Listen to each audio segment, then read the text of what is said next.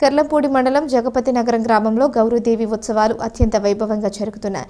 గురువారం ఆడపడుచులందరూ భక్తి శ్రద్ధలతో సారి పట్టుకుని గ్రామమంతా ఊరేగింపు నిర్వహించి గౌరీదేవి అమ్మవారికి సమర్పించారు. ఈ కార్యక్రమంలో రాష్ట్ర తెలుగుదేశం పార్టీ ఉపాధ్యక్షులు జ్యోతుల నెహ్రూ కావిడి మోస్తూ మహిళలతో కలిసి అమ్మవారికి సారి సమర్పించారు. అనంతరం గౌరీదేవి అమ్మవారికి ప్రత్యేక పూజలు నిర్వహించి తీర్థ ప్రసాదాలు స్వీకరించారు.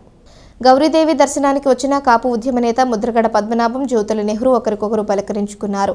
అనంతరం ఆయన మాట్లాడుతూ కెర్లంపూడిలో గౌరీ సంఘం ఆధ్వర్యంలో గౌరీదేవి ఉత్సవాలు ఘనంగా నిర్వహించుకుంటూ సంబరాలు చేసుకుంటూ అమ్మవారి నిమజ్జనం చేసి సారే గ్రామం అంతా పచ్చిపెట్టడం జరుగుతుందని, ఆ పార్వతీ పరమేశ్వరుల ఆశీస్సులతో రైతులు ప్రజలందరూ సుభిక్షంగా సుఖ సంతోషాలతో ఉండే విధంగా ఆశీస్సులు అందుకోవాలని కోరుకున్నానని తెలియజేశారు.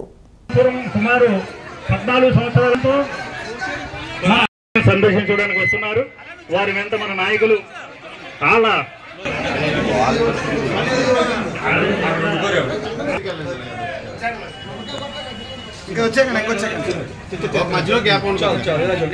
జ్యోతుల నెహ్రూ గారి పక్కనే మన కర్రీ సూర్య కుమార్ గారు,